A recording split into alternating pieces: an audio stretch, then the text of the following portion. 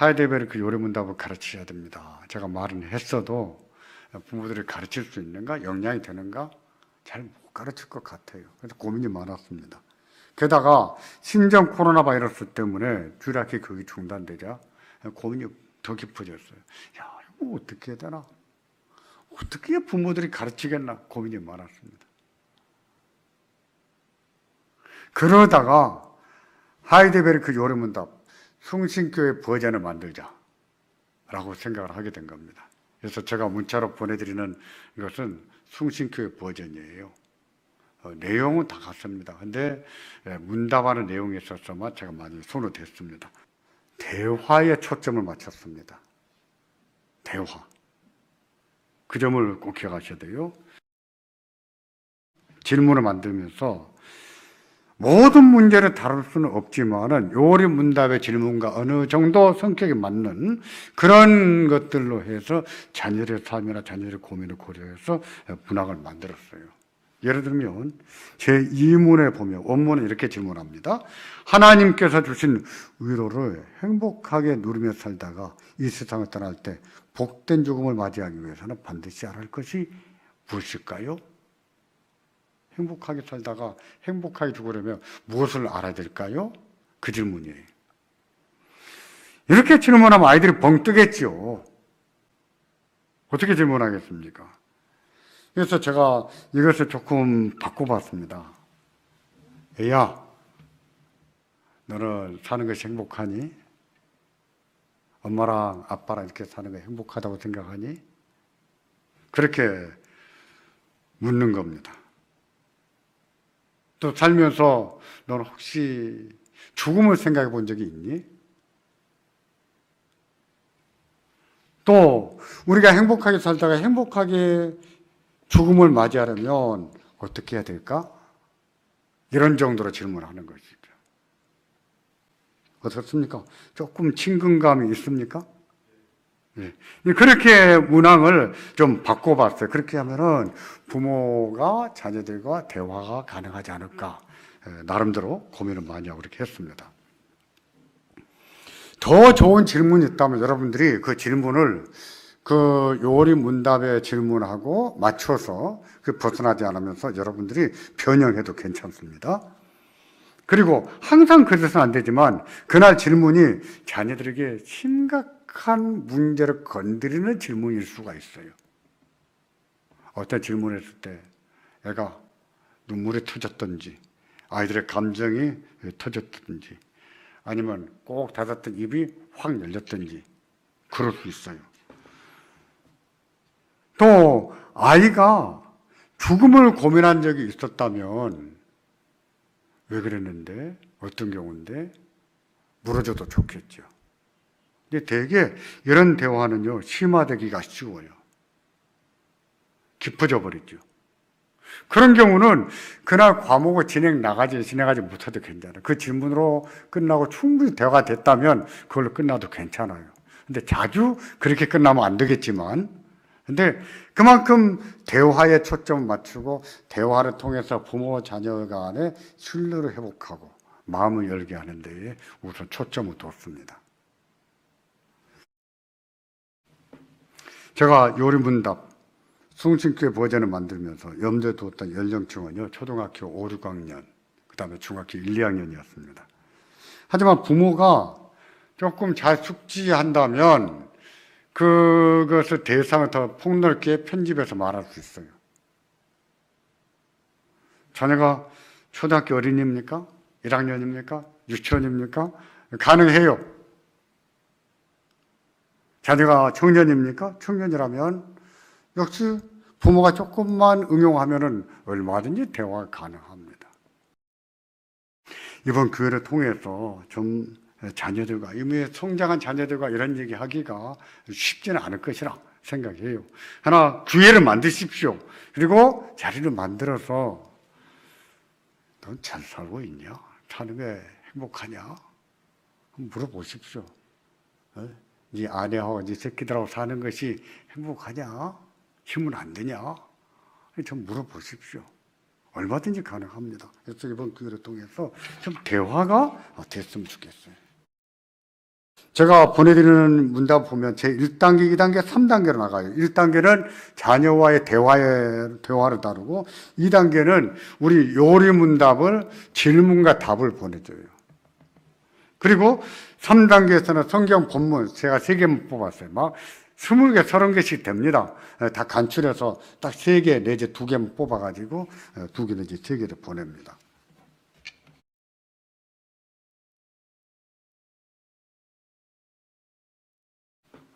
이것을 성공하려면, 자녀와의 대화 성공이 되려면은 먼저는요, 정한 시간이 있어야 됩니다. 시간을 정해야 돼요. 예컨대 토요일날 저녁이나 주일 저녁이 좋습니다. 자녀들과 정기적으로 대화할 수 있는 시간, 또 가르칠 수 있는 시간. 애들이 그걸 하겠습니까? 할까요? 민영이나 하지 누가 하겠니? 안 하려고 하겠죠. 그런 때 필요한 것은 반대급부예요. 좋다. 대신 엄마가, 아빠가 이거 하나는 해주겠다 하면서 뭘 던지세요. 좀 베푸세요. 베푸시고 대신 토요일날 저녁은 무조건 아빠한테 30분 주는 거다. 1시간 주는 거다. 정해서 그 시간을 놓치질 않아야 돼요. 그리고 무슨 약속이 있어도 그걸 지키기 위해서 다른 건 다 취소해 버려야 돼요. 그게 중요한 거예요. 그거 지키기 위해서 다른 약속을 안 하는 겁니다. 하더라도 생기더라도 다 그 시간만큼 피해서 해야 됩니다. 그 시간은 꼭 지켜놔야 됩니다. 그거 한 번씩 깨뜨리기 시작하면은요, 얼마 못 가고 끝납니다. 대화가 부족한 부모라면, 자녀와의 대화가 부족한 부모라면, 부모는요, 여기에 목숨을 걸어야 됩니다. 목숨을. 자녀가 어리다면 제일 좋은 것은 뭐냐면, 어려서부터 늘 대화하고 자녀들과 노는 게 제일 중요해요. 놀아줘봤자 초등학교 6학년 때까지예요. 6학년 지나면은요, 자녀들이 부모가 안 놉니다. 아버지가 치사하게 보여요. 유치하고 짜잔하게 보여요. 부모같이 찌질한 존재가 없어요. 애들은 그래요. 초등학교 때까지만 해도 엄마 아빠가 슈퍼맨이에요. 원더우먼 같아. 근데 중학교 가서 보니까 아빠가 시시하게 짝이 없는 거야.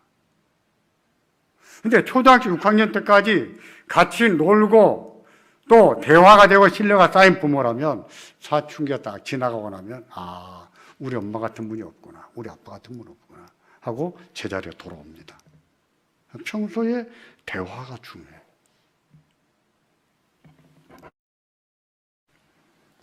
두 번째로 기도해야 됩니다. 하나님 도와주시길. 성령 하나님이 하시는 일이 그거거든요. 생각나게 하시고 가르쳐 주시고 깨닫게 하시고 믿게 하시는 것이 성령의 사역이거든요. 그러니까 기도해야 돼요. 하나님, 제가 요리 문답할 때 우리 딸에게, 우리 아들에게 성령 하나님이 깨닫게 해주시고 그 마음에 믿음이 생기게 해주시고 믿어지도록 은혜 주시길 바랍니다. 기도하시는 겁니다.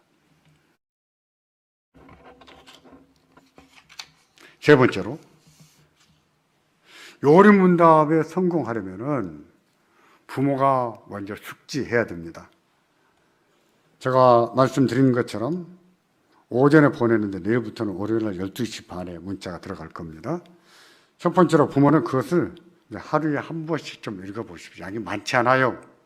한 페이지, 두 페이지, 세 페이지 정도면은, 네 페이지, 다섯 페이지 정도면은 거의 끝나요. 한 페이지는 그 그림이고, 네 페이지 내지 다섯 페이지. 화면 네 개 내지 다섯 개예요. 많지 않습니다. 한번 보시고 하루에 한 번씩 보시면서 자꾸 숙지하고, 이때 중요한 것은 뭐냐면 자녀 입장에서 생각하는 거예요. 자녀 입장에서. 네 번째로, 요리 문답을 가르치다가 잘 모르는 것이 있으면 억지 대답을 안 해야 됩니다. 억지 대답하지 말고, 야, 이건 아빠가 잘 모르겠는데 알아보고 다음 시간 알려줄게. 이렇게 말해도 돼요. 근데 그게 너무 반복되면 나중에 신뢰가 깨집니다. 그러니까 사전에 숙지를 많이 해야 돼요. 잘 모르겠으면 저한테 전화하십시오. 문자를 보내든지. 그러면 제가 가르쳐 드리겠습니다. 사전에 준비를 잘 해야 여러분들께서 질문에도 답할 수가 있어요. 그래 신뢰가 쌓입니다. 모르는 것을 넘어가세요. 괜찮아요. 부모도 모를 수 있어요. 이것을 보완하는 방식 중에 하나가 뭐냐면은 제가 추천한 도서 있죠. 정효석 목사님의 하이델베르크 요리문답 삶을 읽다. 책이 많이 번역되어 있습니다. 문답만 딱 나와 있는 책도 있어요. 성의학 출판사 나온 거 있는데 있고 또 합전에 김병훈 교수가 쓴 것도 있어요. 그거는 부모가 혼자 읽기에 쭉 읽을 수 있게 좋아요. 근데 정효석 목사님 책은 공부하기 좋은 책이고 한 달에 한 번 정도는 교회에서 오후 예배 끝나고 자녀들을 위한 요리문답 교육 이 모임을 가질 겁니다. 찬양 예배 끝나고 그때에 질문 답도 할 것이고 또 어떻게 하면 더 잘할 수 있는지 앞으로 내용 어떻게 진행될 것인지 이런 것도 제가 강의를 하도록 하겠습니다. 한 3, 40분 정도 예상합니다. 절대로 논쟁이 되지 않도록 조심해야 돼요. 그러니까 자녀들이 이해를 못해서 부모가 가르치는 것에 대해서 거부를 할지라도 그냥 놔두세요. 너는 그렇게 생각하는구나 하고 넘어가세요. 그게 아니야. 이겨먹지 마시고. 제발 좀 자녀들 적당히 이겨먹어야 돼요. 자녀 너무 이겨먹으면요 자존감도 낮아지고요. 그리고 신뢰가 깨집니다. 우리 아빠는 안 통해. 아무것도 안 통해. 이렇게 돼가요. 부모는 되도록이면 듣는 입장이 많이 돼야 됩니다. 듣는 입장 많이 들어주십시오. 너무 성급하게 무슨 성과가 나타나기를 기대하면 안 됩니다. 별로 성과가 없다 그래서 열받아서 그만두든지 그러면 안 됩니다. 어떤 일이든지 성과는 쉽게 안 나타나는 거예요. 끝장을 보는 사람이 뭘 보는 것이지 중간에 포기한 사람은 아무것도 못 얻는 거예요. 끝장을 보셔야 됩니다. 만일에 말입니다. 만일에 한번 빼먹었다면 그렇다면은 그냥 지나가세요. 내년에 또 가르치면 되니까. 그리고 그 과를 넘어가시면 돼요.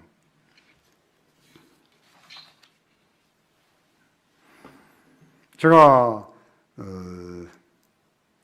잠언 가르치 읽는 것도 그렇다고 하지 않았습니까? 잠언도 날짜별로 한 장씩 읽어가다가 빼먹으면 건너뛰라 그러지 않았습니까? 이것도 마찬가지로 52주로 나가거든요. 그래서 한 주 빼먹었으면 그 다음 주로 넘기세요. 그런데 그게 자주 그러면 신뢰가 깨집니다. 안 돼요. 실패랍니다. 그러니까 무슨 약속도 피하고 혹시 모를 선약을 약속이 생겨버리면 그것 때문에라도 그것을 취소하고 이렇게 해서 이 시간만큼은 꼭 지키도록 해보시기를 바랍니다. 여러분 분명히 잘 될 겁니다. 잘 될 거예요. 하나님이 도우십니다. 그리고 너무 부모가 모든 것을 다 정답을 말해주려고 하지 마십시오. 어떤 것은 충분한 설명이 안 될 수 있어요. 괜찮아요. 우리가 52주 쌓여가고 또 반복하는 가운데 저희들은 자꾸 믿음이 생깁니다. 알아가요. 성령님이 생각나게 하시고 가르쳐주시고 깨닫게 하시거든요. 그게 잘 된다면 애들 마음에 신뢰가 생겨요. 엄마는 내 편이야. 아빠는 내 편이야. 우리 아빠는 항상 나를 믿어. 애들 마음에 신뢰가 생겨요. 그 중요한 거예요. 정말 중요합니다. 자녀들 마음속에 부모에 대한 신뢰가 생겨요. 만일에 여러분들이 우격단임으로 논리 싸움 가지고 자녀들이 이겨먹거나 중간에 흐지부지 하거나 제대로 준비 안 하게 되면은 오히려 여러분은 신뢰를 잊을 수가 있어요. 준비를 잘해야 됩니다.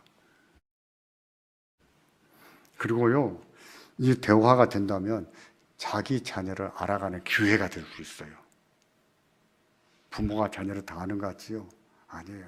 어른들은 몰라요. 아무것도 몰라요. 애들은 다 말하지 않아요. 엄마한테 하는 말이 따로 있고 할머니한테 하는 말이 따로 있고 다 다릅니다. 근데 그게 신뢰가 통하게 되면, 그게 쌓이게 되면 다 얘기해요. 고민을 다 얘기합니다. 저도 그렇습니다. 제 아들은 결혼 전에는 우리는 한 달에 두세 번은 밤을 새고 대화를 했어요. 한참 대화하다 보면 새벽에 3시, 4시.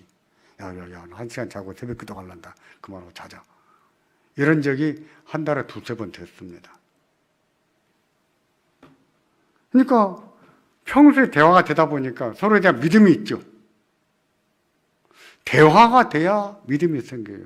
부부도 마찬가지예요. 그래서 부부도요, 제가 예비가정 교육하잖아요. 그래서 좀 시시콜콜한 얘기를 많이 하라 합니다. 남자들은 못해요. 왜? 남자들은 과정이 중요하지 않고 결론이 중요하거든요. 그래서 어떻다는 거야. 그 말 듣기로 그래. 여자는요, 그거 하나도 안 중요해요. 여자는 과정이 중요해요. 이거 이랬고 저랬고 그랬고 이게 중요해요. 그러니까 남자 여자가 대화가 힘들지요. 그런데 아내의 그런 말을 들어줄 수 있고 거기다가 리액션까지 해줄 수 있다? 그러면 내 편이지요. 남의 편이 아니라 내 편이 되는 거예요. 그게 중요해요. 애들도 마찬가지입니다. 이번에 이것을 도전한다는 것은 기회를 잡은 겁니다. 성공한다면 여러분 자녀들을 서로에 대한 신뢰가 쌓일 수 있고, 특히 제가 보장합니다. 이게 성공한 아버지들은 늙어도 외롭지 않을 거예요. 늙어도 외롭지 않습니다. 자녀들이 아빠와 대화를 합니다. 엄마들은 외롭지 않아요. 엄마들은. 아들도 엄마와는 얘기해요. 근데 아빠하고는 얘기 안 하잖아요. 되게 아빠는 그래요. 근데 바꾸십시오. 이번 기회 대화가 되면 늙어도 자녀들이 아빠와 대화합니다.